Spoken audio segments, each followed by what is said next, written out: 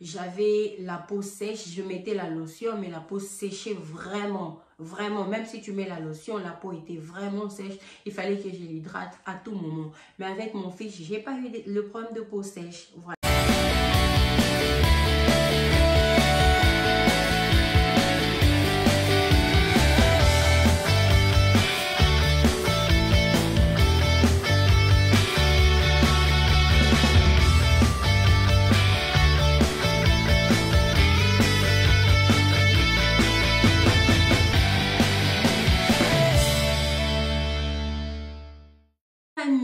Coucou la famille, bon retour à mes amours des abonnés et bienvenue à ceux qui descendent, qui viennent d'atterrir sur ma chaîne pour la toute première fois. Je me présente, je m'appelle Joyce, je suis mère des 2 beaux enfants dont une fille et un garçon et je suis femme au foyer, nouvelle par ici. Voilà, aujourd'hui je reviens avec une nouvelle vidéo qui sera certainement intéressante pour ceux qui attendent famille et sont impatients d'attendre les résultats de l'échographie en ce qui concerne les genders de leur bébé, le sexe de leur bébé. Alors ici, je veux vous parler de mon expérience à moi. Ce que je vous dis, ce ne sont pas des choses que j'ai copiées sur Internet, ce ne sont pas des choses que j'ai copiées sur YouTube ou quoi que ce soit. C'est mon expérience personnelle. Étant très curieuse pendant mes 2 grossesses, avant de connaître le sexe du bébé à l'échographie, je faisais des recherches sur les astuces de grand-mère, comment connaître le sexe et consort. Et j'ai essayé quelques astuces. Ici, je vais vous partager uniquement les astuces qui ont marché chez moi. Alors, j'ai pris note. Si vous me voyez lire, ce sont les notes que j'ai prises par rapport à ma première grossesse et à ma deuxième grossesse. Ma première grossesse, une fille. Et ma deuxième grossesse, un garçon. Je veux vous parler des astuces qui ont marché 100% for me. Voilà, on attaque le premier astuce auquel tout le monde s'attend, les nausées. Waouh!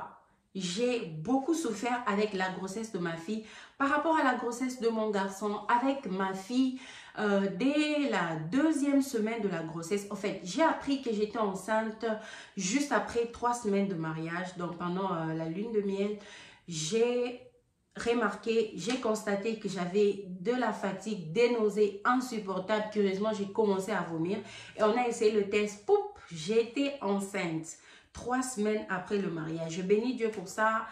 D'autres personnes aiment passer un peu du temps en amoureux avant de tomber enceinte. Pour moi, je n'avais pas pensé à ça et c'est arrivé aussi vite. J'ai eu ma petite fille après 3 semaines de mariage. Je bénis Dieu pour ça. Alors, pour ma fille, je reviens au sujet. Ça, c'est pas notre sujet. J'aime trop blablater. Je m'excuse pour ça. J'ai eu tellement de nausées à partir déjà du moment où je me suis rendu compte que j'étais enceinte. Je peux dire la 2e semaine. Je me réveillais très fatiguée. D'ailleurs, je n'arrivais pas à me lever le matin. Le matin, déjà, j'étais collée au lit, très fatiguée. Je sentais des vertiges, j'avais des nausées.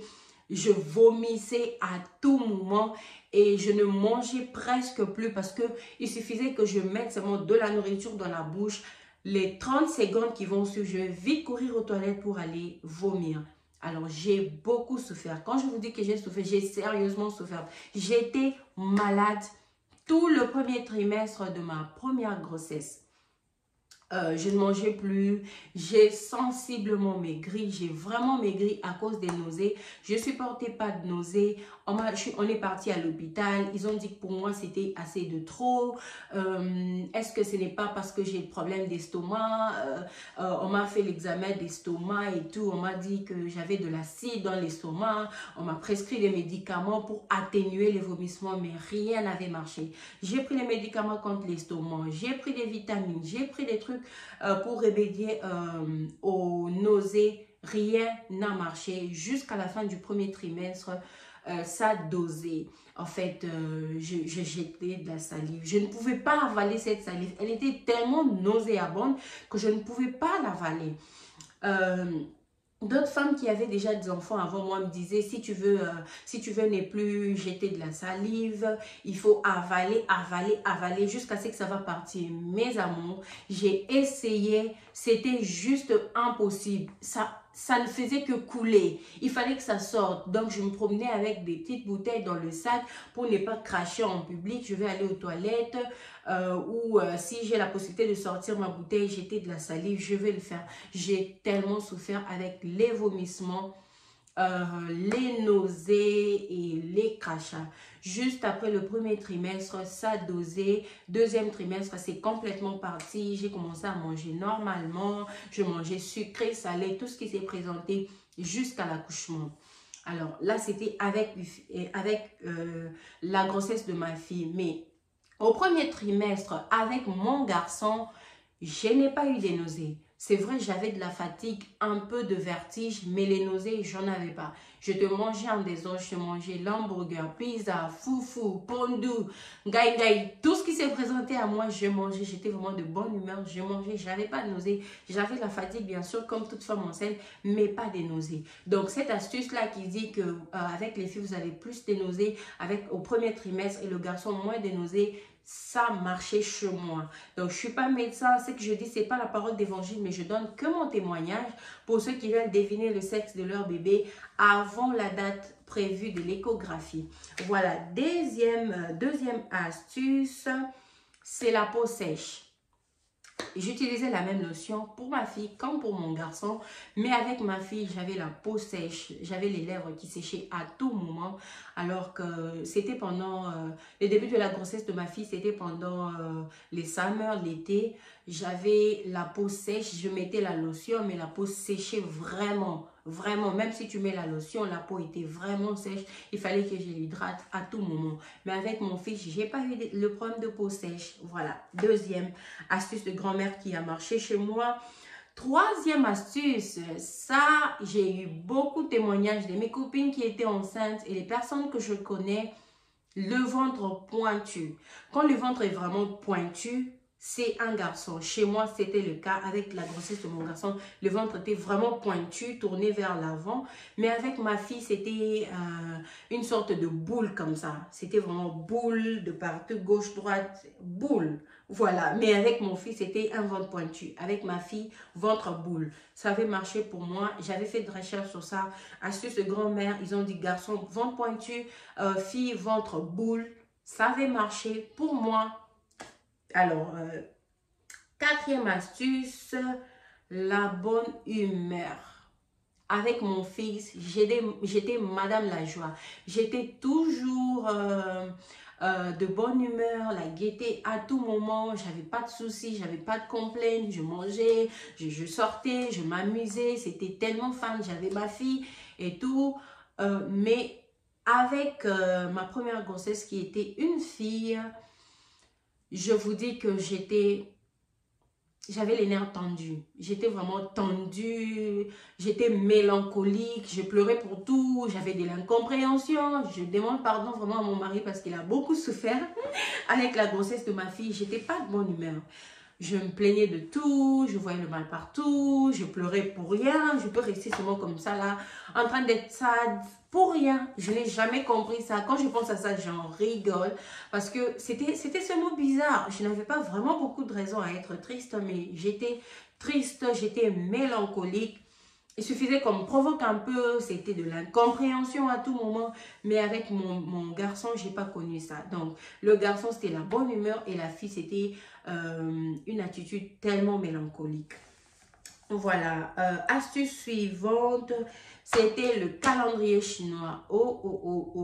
Je ne sais pas dire si c'est vrai ou c'est faux parce que pour les calendriers chinois, pour ma fille, ça n'a pas été le cas, ça n'a pas marché, c'était faux. Et pour mon fils, c'était vrai. Donc, ça n'a pas été 100%. Donc, je doute en ce qui concerne le calendrier de contraception chinois. Si vous êtes curieux, vous pouvez la voir sur Google, tapez juste mois de conception chinois ou calendrier de conception chinois. Vous allez trouver ça, ça va vous montrer donc, le mois de conception et le sexe, ça va deviner le sexe de bébé. Pour ma fille, ça n'a pas marché et pour mon fils, c'était le cas. Donc, je ne sais pas, peut-être, je ne maîtrise pas la semaine précise de la grossesse de ma fille, peut-être, je ne sais pas quand est-ce que c'est arrivé, mais pour ma fille, en tout cas, ce n'était pas le cas. Je pense que ça n'avait pas marché, mais pour mon fils, ça avait marché. Et il y a la question sur les libidos. Pour la fille, il y a augmentation de libido et pour le garçon, il y a baisse de libido. C'était le cas pour moi, fille augmentation et garçon baisse. Voilà. Couleur de mamelon. Pour moi, ça avait marché à 100%. Quand c'est les garçons, c'est tellement, les mamellons sont tellement foncés. Et chez les filles, la couleur ne change pas. C'est la couleur normale de tous les jours. Rien ne change. Autre astuce des grand-mères qui a marché chez moi, c'est la couleur des urines. La couleur des urines, pour les garçons, c'est pâle et pour les filles, c'est foncé. J'avais observé chez moi, ça avait marché. Donc, c'est depuis la grossesse de ma fille et de mon fils que j'étais en train de noter. Je cherche astuces des grand-mères, je cherche, j'écris, je compare et tout. Et pour la fille, c'était foncé. Pour les garçons, c'était pâle. Et pour le garçon, c'était jaune pâle et pour la fille, c'était jaune foncé. Alors, en ce qui concerne la ligne brune sur le ventre, alors quand la ligne dépasse le nombril, c'est une fille. Quand la ligne ne dépasse pas, c'est un garçon. Pour mon fils, ça n'avait pas dépassé. La ligne était vraiment brune, pour foncée pour nous les black women. Pour ma fille, c'était vraiment, ça avait vraiment dépassé. Mais pour mon fils, après le nombril, c'était pas vraiment foncé. Voilà. Ok, je pense que c'est tout en ce qui concerne les astuces des grand-mères qui avaient marché chez moi. Laissez-moi dans vos commentaires les astuces qui vous permettent de connaître le sexe de votre bébé.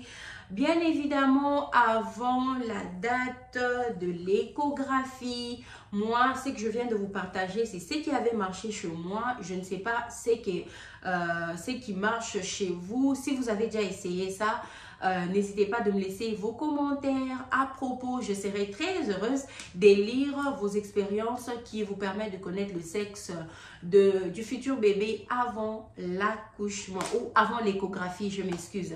Il y a une astuce que je viens de me rappeler tout juste, c'est la première que j'avais faite quand je voulais vraiment connaître, après avoir comparé les astuces que je viens de vous parler ici. J'ai suivi une vidéo sur YouTube, on parlait de faire le test des urines. Donc, vous prenez les urines, vous mettez le baking soda là à l'intérieur. Si ça fait plus de mousse, beaucoup vraiment, les urines deviennent très moussants.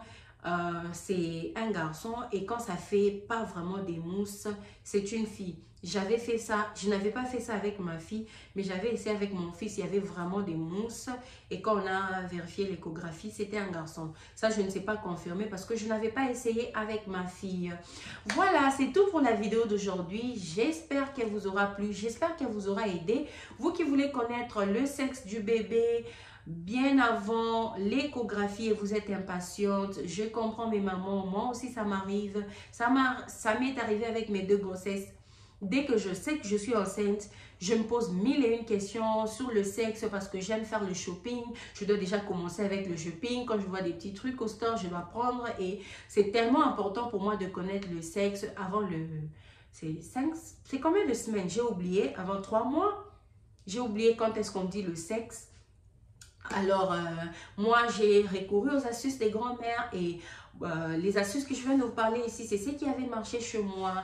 Alors, n'hésitez pas de liker la vidéo si elle vous a plu ou si elle vous a été bénéfique. N'hésitez pas de vous abonner si ces genres de vidéos vous intéressent. Mais surtout, quand vous vous abonnez, activez la cloche de notification pour avoir la possibilité de voir mes prochaines vidéos. Je vous fais de gros bisous et on se retrouve à bientôt. Je vous rappelle, avant la fin de cette année, mon objectif est d'atteindre 1000 abonnés. Alors, si vous voulez bien me soutenir et soutenir cette chaîne YouTube, abonnez-vous, ça me fera énormément du bien et ça va m'encourager à faire plus de vidéos. Likez, partagez, abonnez-vous, commentez. Bisous et à la prochaine.